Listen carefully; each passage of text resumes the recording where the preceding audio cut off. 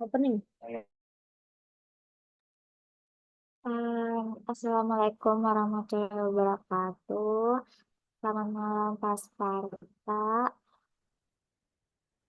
Kali ini kami dari kelompok A1 yang beranggotakan saya Zaskia Kamal Nurhaliza dan rekan saya Rahel Azlia ingin mempresentasikan mengenai tugas makalah uh, mempresentasikan tugas makalah mengenai studi kasus lembaga penjamin ekspor di Indonesia, ekspor Indonesia. Uh, Next, Cel. Ya, ya, bentar aku pindah dulu ke kamar. Oke.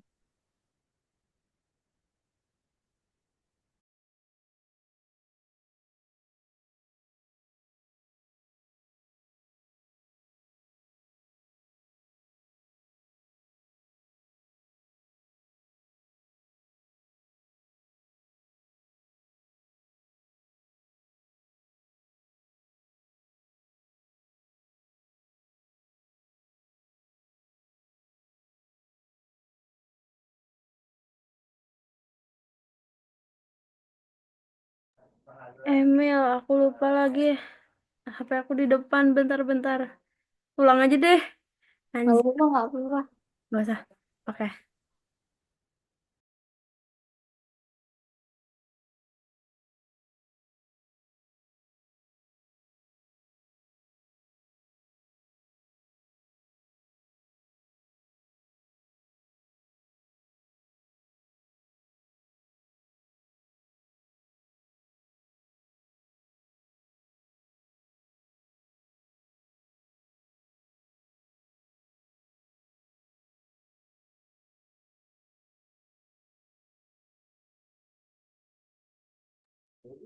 Mil, ini kalau misalnya aku move tab, dia tetap ke screen record nggak sih? Maksudnya tetap full screen nggak? Coba tutup, Tetap ini tetap. tutup. Hmm. Jadi yang pertama itu adalah sejarah LPEI. Belum keganti, Cel, slide-nya. Sorry, sorry. Oke, yang pertama adalah sejarah LPEI. Jadi, awal pembentukan LPPI itu dibentuk pada tahun 1999 yang dimana dibentuk berdasarkan Undang-Undang Nomor 2 tahun 2009, dengan tujuan mendukung pembiayaan, penjaminan, asuransi, dan jasa konsultasi untuk eksportir Indonesia. Kemudian LPEI ini bertransformasi dari Bank Ekspor Indonesia atau BEI. Sebelumnya itu LP, sebelumnya BEI berfungsi sebagai lembaga pembiayaan ekspor sejak tahun 1999. Namun eh,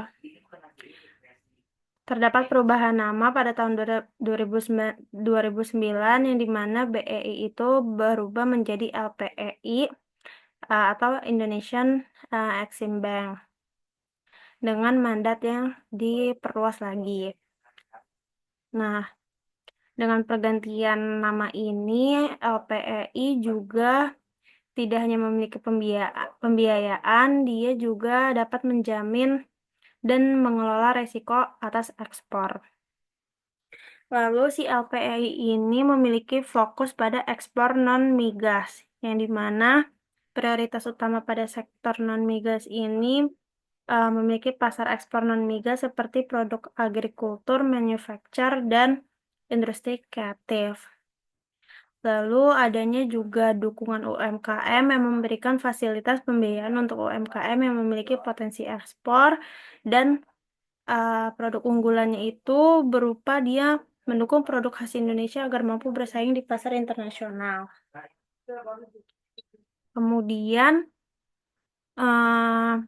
LPI mempunyai program khusus pada tahun 2015 ke atas yang dimana memiliki penugasan khusus ekspor atau PKE yaitu sebuah program yang dirancang untuk mendukung ekspor strategis yang ditugaskan oleh pemerintah.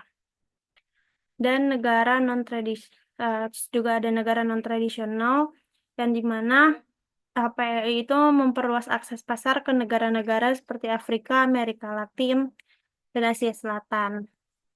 Lalu dari program khusus ini LPI memiliki dampak positif yaitu membuka peluang baru bagi para eksportir Indonesia untuk melakukan pemasaran di pasar global yang kurang tereksplorasi. Nah, terus adanya juga nih kolaborasi dan perluasan layanan. Jadi si LPEI ini memiliki kerjasama internasional guna menjalin hubungan dengan lembaga keuangan global untuk meningkatkan kapasitas pembiayaan. Lalu juga dari kolaborasi ini dia memiliki jasa konsultasi yang membantu eksportir Indonesia untuk bersaing di pasar global dengan cara pelatihan, manajemen risiko, dan strategi untuk gimana sih biar bisa bersaing di pasar luar negeri. Lalu eh, eksportir ini memiliki pendampingan UMKM yang dimana LPI ini memastikan pelaku usaha kecil dapat memanfaatkan peluang ekspor dengan dukungan finansial dan non-finansial. Poin keenam, peran dalam pemulihan ekonomi saat terjadinya COVID-19, LPEI ini membantu eksportir untuk tetap bertahan, terutama UMKM, dengan restrukturisasi pembiayaan yang kemudian memiliki fasilitas tambahan seperti memberikan pembiayaan lunak untuk menjaga daya saing produk di pasar Indonesia. Lalu yang terakhir perubahan dan penguatan setelah pasca pandemi, PI menstrukturisasi internal seperti pemerintah memperkuat API melalui perbaikan tata kelola dan efisiensi operasional dan mandat strategis yang dimana fokus pada proyek besar untuk mendukung target pemerintah dalam pertumbuhan ekonomi berbasis ekspor. Setelah itu API terus mengembangkan dirinya untuk menjadi katalis utama dalam mendorong ekspor Indonesia agar lebih kompetitif di pasar internasional, terutama untuk para UMKM. Next ada latar belakang. Latar belakang dari makalah ini, Lembaga Pembiayaan Ekspor Indonesia atau LPI merupakan sebuah institusi keuangan yang memiliki sui generis dan berbadan hukum, di mana seluruh modalnya itu berasal dari dan dimiliki sepenuhnya oleh Negara Kesatuan Republik Indonesia. Lembaga ini didirikan dengan tujuan utama untuk mendukung kebijakan pemerintah dalam mendorong peningkatan ekspor nasional. Sebagai bagian dari perannya, LPI memiliki tanggung jawab untuk melaksanakan berbagai kegiatan yang berkaitan dengan pembiayaan ekspor nasional. Dikutip dari Kementerian Keuangan Republik Indonesia tahun 2016.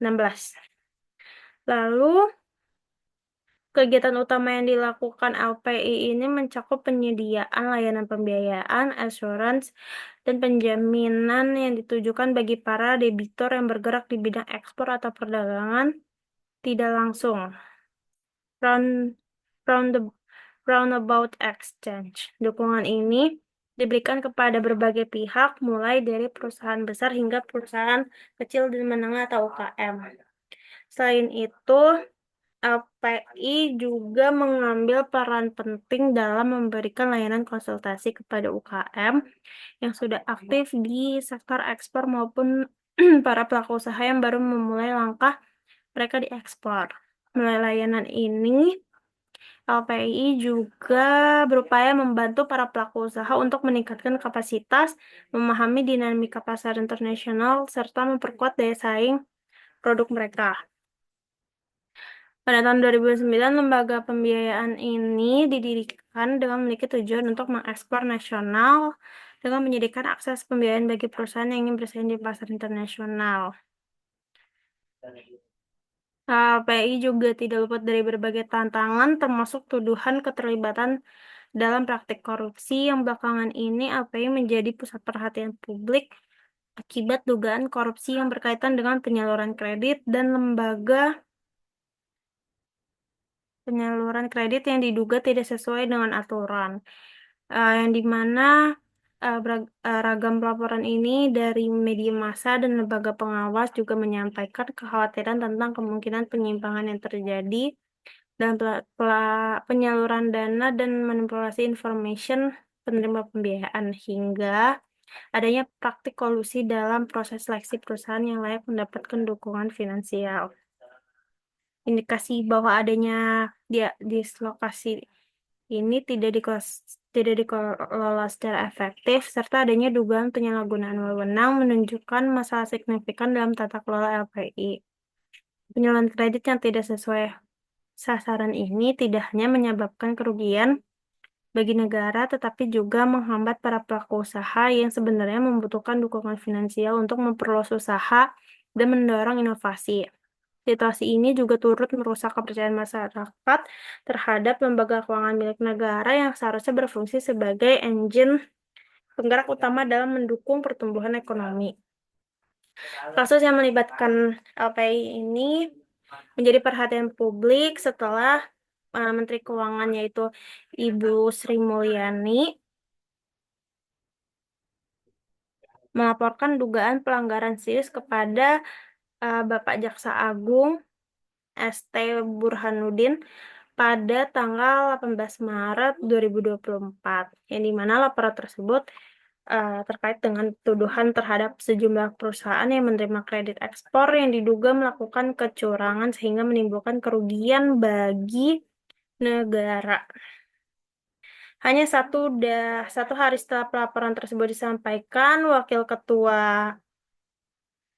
Ketua Komisi Pemberantasan Korupsi atau KPK, yaitu Nurul Gufron, mengumumkan juga bahwa lembaganya telah meningkatkan status pemeriksaan kasus dugaan korupsi di LPI ke tahap penyidikan. Pengumuman ini menunjukkan bahwa KPK telah menemukan bukti awal yang cukup untuk mengindikasi adanya tindak pidana korupsi dalam pengelolaan kredit ekspor oleh LPI. Nah, lalu maka dari itu, makalah ini bertujuan untuk mengkaji secara mendalam kasus dugaan korupsi yang terjadi di LPI, yang dimana analisis ini akan difokuskan pada beberapa aspek penting termasuk latar belakang, kronologi peristiwa, serta dampak yang ditimbulkan terhadap berbagai pihak, terutama negara dan pelaku usaha yang diinginkan. Dalam makalah ini diharapkan para pembaca dapat memperoleh pemahaman yang lebih komprehensif mengenai akar permasalahan yang terjadi dalam LPI dan juga diharapkan dapat memberikan wawasan tentang pentingnya reformasi tata kelola di lembaga keuangan negara. Reformasi ini diperlukan agar lembaga seperti LPI dapat menjalankan tugas dan fungsinya secara lebih efektif, transparan, dan bertanggung jawab dalam mendukung pertumbuhan ekonomi nasional.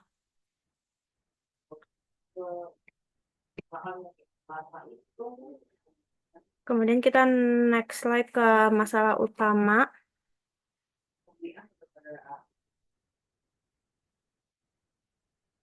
Itu jadi baca aja PPT-nya. Masalah utama dari LPI ini pertama adanya kredit macet mencapai 23,39% di tahun 2019. Kemudian ada juga kerugian tahunan sebesar 4,7 triliun akibat dari kredit bermasalah tersebut, dan 24 perusahaan teridentifikasi bermasalah dalam penyaluran kredit ekspor. Ini aku aja, Cak. Nah, Nah, selanjutnya saya akan membahas mengenai kronologi kasus dari latar belakang yang telah dijelaskan sebelumnya. Jadi pada kronologi kasus ini terdiri dari beberapa kasus yang dialami oleh LPI itu sendiri, di mana pada tahun 2019 Kejaksaan Agung atau Kejagung ini melakukan pengamatan di mana dalam mengamati tersebut menemukan adanya lonjakan yang mencolok pada kredit macet Lembaga Pembiayaan Ekspor Indonesia atau LPI yang mencapai hingga 23,39%. Kejagung menduga bahwa LPEI ini telah memberikan pembiayaan kepada 9 grup perusahaan, yaitu seperti Grup Swallow, Grup Johan Darsono, Grup Dunia Tex, Grup Barajaya Utama, Grup Arka, dan Cip dan PT Cipta Srigati Les. Selain itu juga terdapat PT Lautan Harmoni Sejahtera, PT Kemilau Harapan Prima, dan PT Kemilau Kemas Timur yang menunjukkan kurangnya kepatuhan terhadap prinsip-prinsip tata kelola yang baik yang memicu adanya peningkatan kredit bermasalah atau non-performing loan atau NPL. Kemudian Leonard Ebenezer kalau tidak salah selaku KPK apa ya, pekerja lupa, itu mengindikasikan bahwa laporan keuangan per 31 Desember 2019 itu menunjukkan adanya menunjukkan bahwa LPE ini mengalami kerugian tahunan sebesar 4,7 triliun rupiah. Hal ini uh, hal ini utamanya disebabkan oleh adanya pembentukan cadangan kerugian penurunan nilai atau CKPN yang meningkat sebesar 807,74% dari RKAT atau Rancangan Kegiatan Anggaran Tahunan, sehingga ini berdampak pada penurunan laba. Jadi peningkatan CKPN ini dimaksudkan untuk mengantisipasi atau mencegah adanya kemungkinan terjadi kerugian dari debitur yang bermasalah. Selanjutnya, sebentar. Ini keluar. Hmm,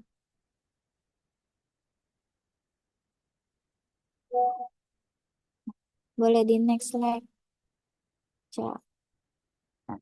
Selanjutnya, kita masuk ke tahun saat ini, yaitu tahun 2024, di mana pada tanggal 18 Maret di 2024 ini, Menteri Keuangan Sri Mulyani itu menyerahkan laporan kepada Kejaksaan Agung ST Burhanuddin yang melaporkan adanya yang menuduh beberapa perusahaan itu secara curang memperoleh kredit ekspor, sehingga hal tersebut menyebabkan kerugian bagi negara. Nah, di dalam laporan tersebut itu terdapat 3 area utama yang menjadi perhatian dari Kejaksaan Agung atau Ibu Sri Mulyani itu sendiri. Di mana yang bagian pertama terdapat dugaan praktik kecurangan 4 perusahaan di sektor kelapa sawit, batu bara, nikel, dan perkapalan dalam pembiayaan ekspor senilai 2,5 triliun rupiah. Dan yang kedua, terdapat upaya penagihan yang sedang berlangsung dari 6 eksportir oleh tim gabungan yang bermasalah. Nah, yang terakhir, ini terdapat sebuah kasus dugaan tindak pidana umum yang saat ini sedang ditangani oleh Markas Besar Kepolisian di mana terdapat pokoknya marka besar kepolisian. Maka dari itu, hal ini dapat disimpulkan bahwa terdapat sekitar 24 perusahaan atau eksportir yang diidentifikasi ini bermasalah. Namun, pada saat dilaporkan, rinciannya itu belum lebih lanjut untuk diungkapkan ke publik. Hmm, nah, lebih lanjutnya lagi, si Lebih lanjutnya lagi, Ibu Sri Mulyani ini mengindikasikan bahwa dugaan korupsi di LPEI sebelumnya itu telah ditangani oleh lembaganya atau Kementerian Keuangan sendiri dan telah berkekuatan hukum. Tetapi sayangnya di tahun 2022 dengan adanya 3 kasus yang melibatkan pejabat LPEI dan direktur perusahaan, serta terdapat 1 kasus lainnya yang masih dalam proses penghitungan kerugian negara sehingga mengidentifikasikan bahwa isu dugaan korupsi di LPI ini kembali muncul ke permukaan khalayak publik lagi. Next, Chel.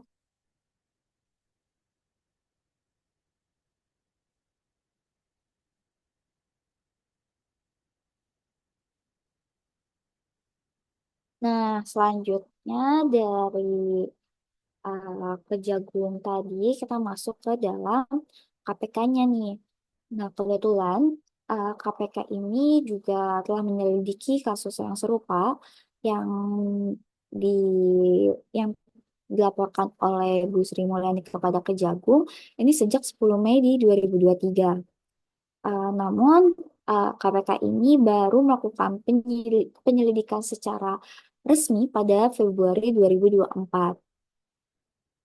Nah, salah satu perusahaan yang teridentifikasi ini yang ditemukan oleh KPK adalah inisialnya adalah PTPE, di mana dia ini menerima fasilitas kredit modal kerja ekspor sebanyak 3 kali, yakni pada tahun 2015, 2016, dan 2017. Lebih lanjutnya lagi, menurut Bapak Marwata, dia juga menyatakan bahwa adanya dugaan LPEI yang memberikan kredit secara cuma-cuma atau tidak hati-hati atau bisa juga dibilang tidak sesuai prosedur. Nah, total fasilitas kredit yang telah diberikan oleh pihak LPI ini mencapai 22 juta US dollar dan 600 miliar ribu rupiah yang diperuntukkan untuk mendukung modal kerja di sektor BBM dan bahan bakar lainnya. Selain itu, KPK juga memperkirakan adanya kerugian keuangan negara di mana mencapai 5,4 juta US dollar atau sekitar 766 miliar ribu rupiah dari kasus tersebut.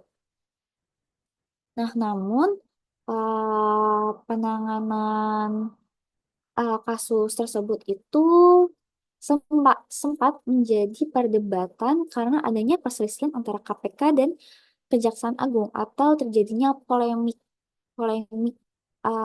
polemik antara KPK dan Kejaksaan Agung.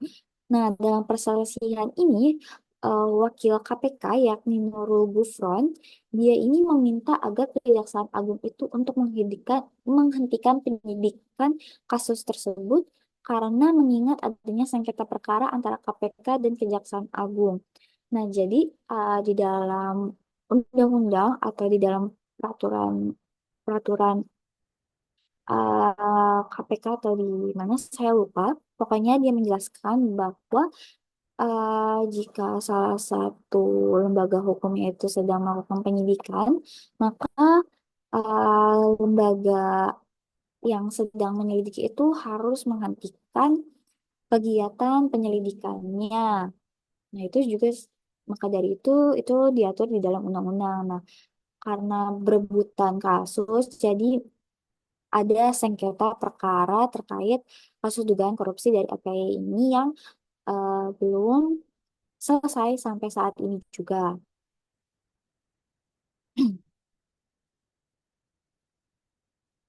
Terus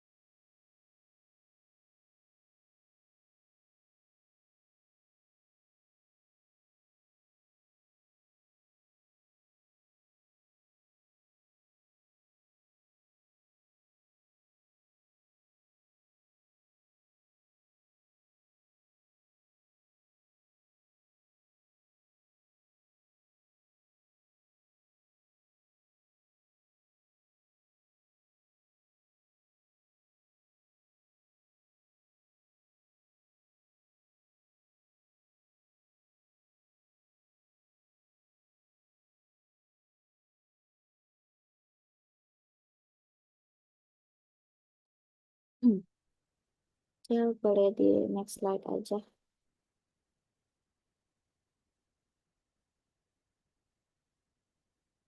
Nih, ini tadi udah dijelasin nih. Dibaca lagi aja. Jadi kronologi kasus yang terakhir ini terjadi konflik antara KPK dan Kejaksaan Agung terkait penyidikan. Mana Wakil Ketua KPK ini meminta penghentian penyidikan oleh Kejaksaan Agung karena Kejaksaan Agung. Nah, makanya dia ini menyebut bahwa kasus LPI ini merupakan sengketa perkara antara KPK dan Kejaksaan Agung. Boleh di next, Cel.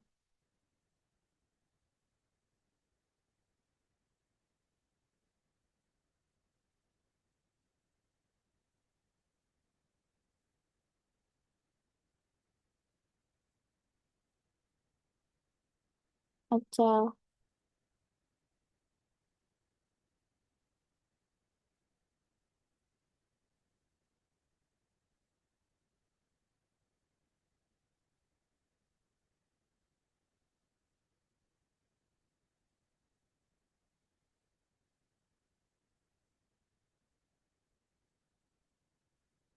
Cel. Iya, Mel, udah. Boleh next slide. Oke, maaf ya aku pakai background fake. Oke. Eh, Iya benar-benar penyelesaian kasus. Oke.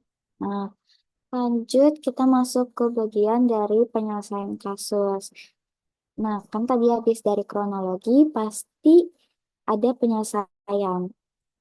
Nah, jadi di dalam penyelesaian kasus ini, di mana kasus dugaan korupsi di Lembaga Pembiayaan Ekspor Indonesia atau LPEI itu kan telah menarik perhatian publik setelah Menteri Keuangan Ibu Sri Mulyani ini melaporkan adanya serangkaian praktik penyelewengan penyaluran kredit kepada Kejaksaan Agung pada 18 Maret 2024. Nah, laporan tersebut mengindikasikan bahwa LPI ini juga terlibat dalam penyaluran kredit yang tidak sesuai prosedur, sehingga dia ini mengakibatkan kerugian negara sebesar 5,4 juta US dollar atau setara dengan 766 miliar ribu rupiah. Nah, KPK yang telah menyelidiki kasus ini sejak Mei 2023 juga menemukan bukti permulaan yang cukup untuk membuka penyelidikan yang lebih formal, termasuk dengan melakukan penyitaan aset-aset terkait seperti uang tunai sebesar 46 miliar ribu rupiah dan ratusan perhiasan lainnya. Nah, kebutuhan akan reformasi tata kelola dan pengendalian internal LPEI ini dia telah mencapai tingkat yang akut.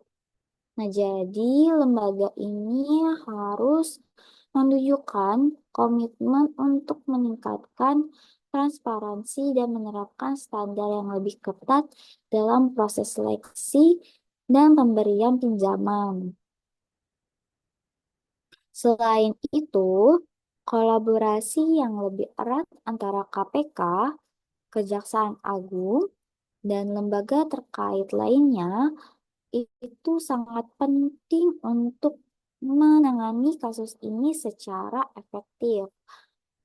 Maka dari itu, untuk memastikan hal ini dilakukan untuk memastikan bahwa investigasi itu tidak diduplikasi. Nah, pada akhirnya, setelah langkah-langkah penyelesaian tersebut diterapkan, sistem pemantauan dan evaluasi yang berkelanjutan itu harus dibuat untuk memastikan bahwa semua perbaikan berjalan sesuai rencana. Jadi, sistem ini bertujuan untuk meminimalkan resiko terulangnya kasus yang serupa, sehingga dapat memulihkan dan memperkuat kepercayaan publik terhadap lembaga keuangan negara. Nah, dengan langkah-langkah tersebut, diharapkan kepercayaan masyarakat terhadap LPI dapat dipulihkan dan peran lembaga keuangan negara dalam mendukung pertumbuhan ekonomi dapat lebih efektif dilaksanakan di masa mendatang.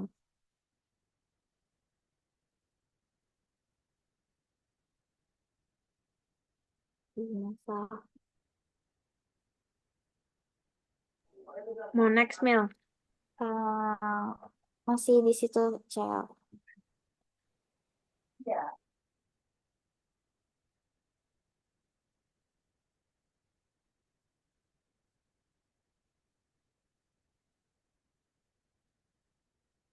Hmm, hmm,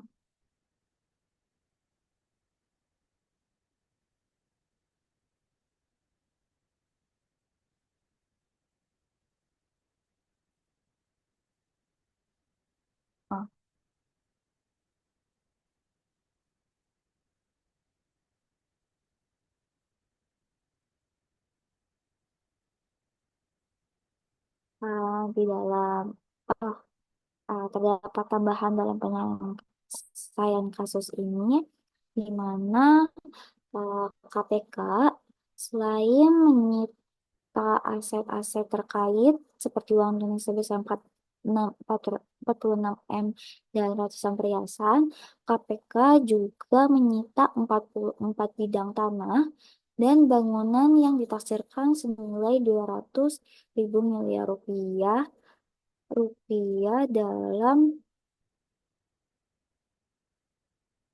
dalam kasus dugaan korupsi pemberian fasilitas pembiayaan dari LPI. Jadi sebenarnya nilai tersebut tidak termasuk dengan aset kendaraan dan barang lainnya yang dinilai oleh KPK.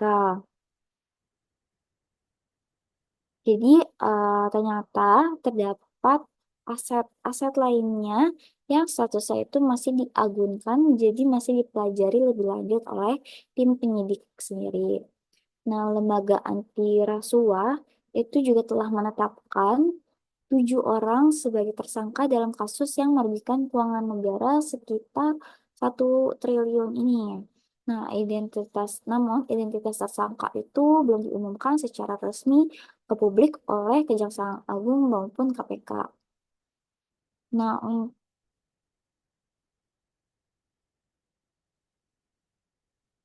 Next, Mil.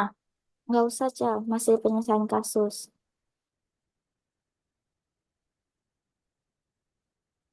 Jadi dalam penyelesaian kasus ini, tim penyidik itu juga masih terus melakukan penelusuran aset milik para tersangka guna memulihkan nilai kerugian negara akibat dari kasus tersebut. Jadi kasus ini itu masih berjalan dan masih dipelajari sehingga sangat memungkinkan uh, hal ini untuk memungkinkan menjerat para pihak lainnya yang terlibat dalam perbuatan melawan hukum dan patut untuk dimintakan pertanggungjawab dan pidananya. Nah, selain itu, kasus yang terkait dengan sengketa perkara, jadi intinya eh, KPK dan Kejaksaan Agung ini memutuskan untuk melakukan kolaborasi eh, penyidikan. Jadi, tidak ada sengketa sengketa perkara yang lebih lama dan lebih ya pokoknya tidak terlalu ada sengketa perkara dalam kasus ini karena sudah selesai dengan baik dan solusinya yang uh, sangat netral dan menguntungkan bagi semua orang.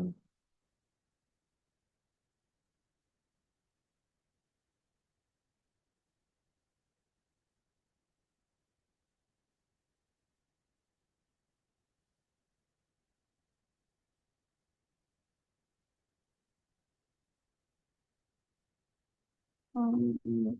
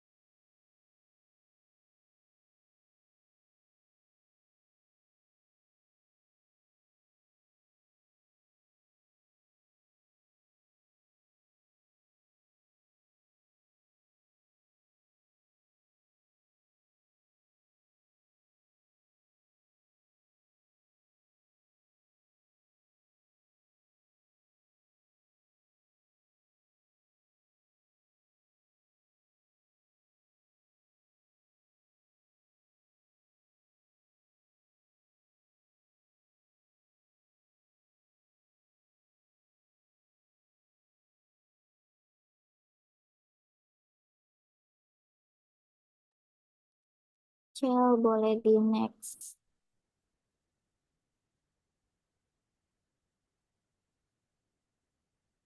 aja. Ya, lupa ada slide lagi. Nah, jadi ini untuk penyelesaian kasus terkait polemik KPK dan Kejaksaan Agung di mana dapat disimpulkan bahwa KPK dan Kejaksaan Agung ini dapat melakukan kolaborasi yang lebih erat seperti yang disebutkan sebelumnya.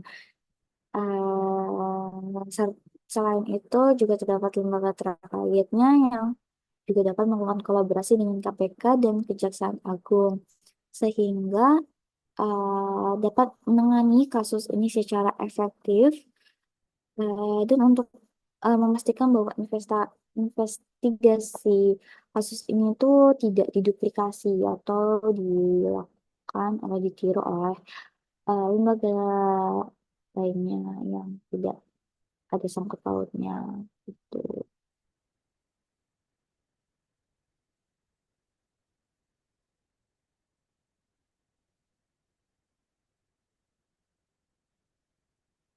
Boleh next, Cel.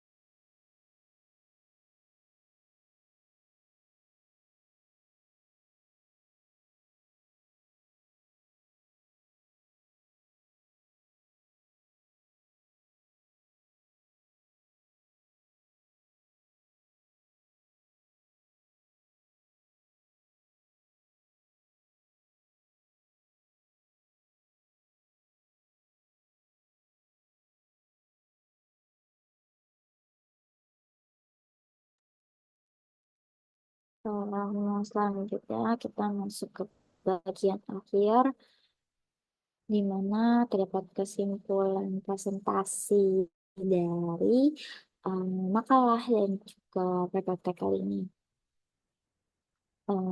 Nah, sebentar. Nah, kesimpulannya adalah bahwa kasus dugaan korupsi ini yang melibatkan LPEI atau Lembaga Pembiayaan Ekspor Indonesia menunjukkan adanya masalah yang cukup serius dalam tata kelola lembaga keuangan negara ini. LPEI yang didirikan dengan tujuan mendukung ekspor nasional itu harus menghadapi tantangan besar terkait penyaluran kredit yang tidak sesuai prosedur, serta tuduhan adanya manipulasi informasi dan kolusi dalam proses seleksi penerimaan pembiayaan. Nah, masalah ini tidak hanya merugikan negara, tetapi juga merusak kepercayaan masyarakat terhadap lembaga yang seharusnya menjadi motor penggerak ekonomi nasional. Nah, berdasarkan kronologi kasus yang terjadi,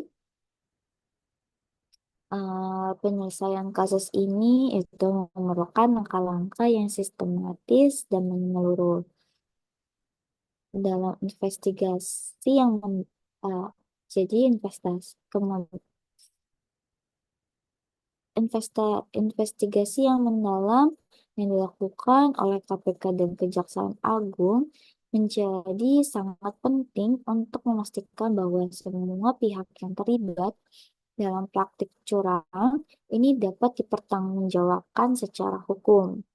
Nah, kolaborasi antara lembaga penegak hukum juga perlu diperkuat untuk menghindari adanya konflik kewenangan dan mempercepat proses penyelesaian.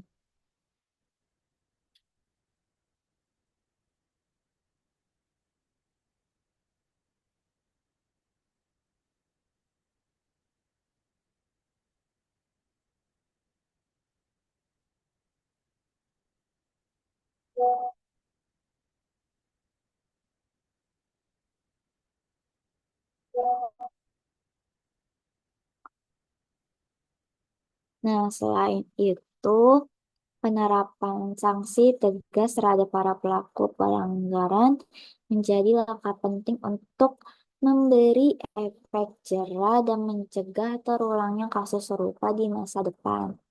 Nah, reformasi tata kelola dalam LPEI ini harus dilakukan agar lembaga ini dapat lebih transparan, akuntabel, akuntabel, dan efektif dalam menjalankan tugasnya. Nah, hal ini mencakup penguatan regulasi internal dan pengelolaan risiko yang lebih baik. Nah, jadi pemulihan kerugian negara ini juga harus menjadi prioritas utama dengan menelusuri aset yang terkait dengan debitur bermasalah. Dan terakhir, monitoring dan evaluasi berkelanjutan itu juga sangat penting untuk memastikan bahwa perbaikan yang dilakukan itu berjalan sesuai rencana dan mencegah terjadinya masalah yang serupa di masa yang mendatang. Jadi secara keseluruhan, langkah-langkah ini diharapkan dapat mengembalikan integritas LPI serta memperbaiki tata kelola lembaga keuangan negara dan menjaga keberlanjutan dukungan terhadap pertumbuhan ekonomi Indonesia. Nah, selanjutnya kan dijelaskan oleh Rachel.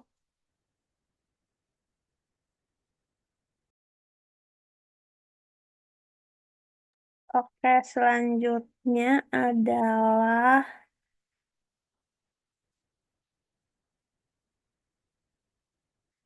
jadi kasus dugaan korupsi yang melibatkan Lembaga Pembiayaan Ekspor Indonesia atau LPEI. Hal ini menunjukkan adanya masalah serius dalam tata kelola lembaga keuangan negara ini, yang dimana LPEI yang didirikan dengan tujuan mendukung ekspor nasional malah harus menghadapi tantangan besar terkait penyaluran kredit yang tidak sesuai prosedur, serta tuduhan manipulasi informasi dan kolusi dalam proses seleksi penerimaan pembiayaan. Masalah ini tidak hanya merugikan negara, tetapi juga merusak kepercayaan masyarakat terhadap lembaga yang seharusnya menjadi motor penggerak ekonomi nasional. Berdasarkan kronologi kasus yang terjadi, penyelesaian kasus ini memerlukan langkah-langkah yang sistematis dan menyeluruh. Maka dari itu, investigasi ini perlu dilakukan oleh KPK secara mendalam dan Kejaksaan Agung yang menjadi hal yang sangat penting untuk memastikan bahwa semua pihak yang terlibat dalam praktik curang dapat dipertanggungjawabkan. Kolaborasi ini eh, terdiri dari lembaga penegak hukum juga perlu diperkuat untuk menghindari konflik kewenangan dan mempercepat proses penyelesaian. Selain itu, penerapan sanksi tegas terhadap para pelaku pelanggaran menjadi langkah penting untuk memberikan efek jera dan mencegah terulangnya kasus serupa di masa depan. Reformasi tata kelola dalam LPEI ini harus dilakukan agar lembaga ini dapat terlihat secara transparan, accountable, dan efektif dalam menjalankan tugasnya. Hal ini mencakup penguatan regulasi internal dan pengelolaan risiko yang lebih baik, sehingga pemulihan kerugian negara juga harus menjadi prioriti utama dengan penelusuri aset yang terkait dengan debitur yang telah bermasalah.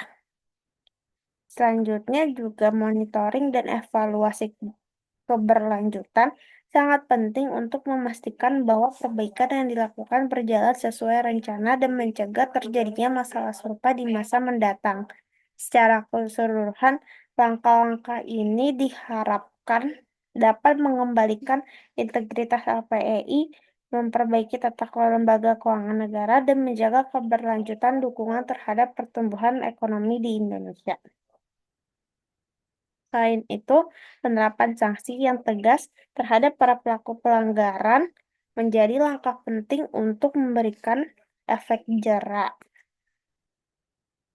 dan mencegah terulangnya kasus serupa di masa depan, sehingga reformasi tata kelola dalam LPEI harus dilakukan agar lembaga ini lebih transparan, akuntabel, dan efektif dalam menjalankan tugasnya. Hal ini telah mencakup penguatan regulasi internal dan pengelolaan risiko yang lebih baik, sehingga kegiatan pemulihan kerugian negara ini harus menjadi prioritas utama dengan menelusuri aset yang terkait dengan debitur-debitur yang memiliki masalah dalam kredit. Terakhir, juga monitoring dan evaluasi berkelanjutan sangat penting untuk memastikan bahwa perbaikan yang dilakukan berjalan sesuai rencana dan mencegah terjadinya masalah serupa di masa yang akan datang. Secara keseluruhan, langkah-langkah ini diharapkan dapat mengembalikan integritas LPEI atau Lembaga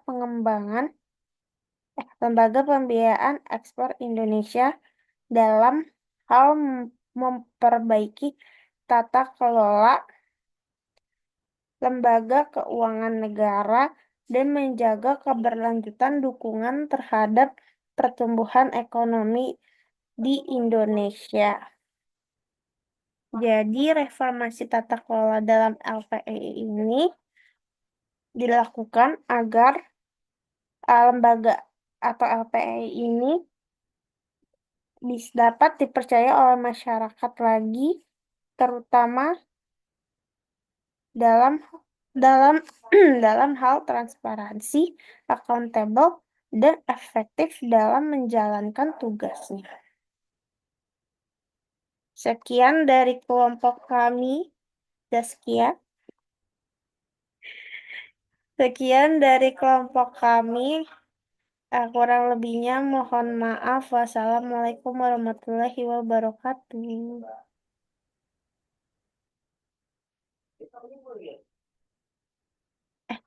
Ini langsung close aja ya, Mil? Udah 1 jam. Udah. Di ini aja stop recording.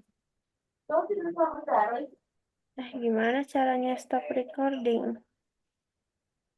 Ada yang tanda kotak itu loh, Cel. Udah kotak. Stop here, stop here. Stop share adanya. Stop Double share. terus. Oh, stop recording ini.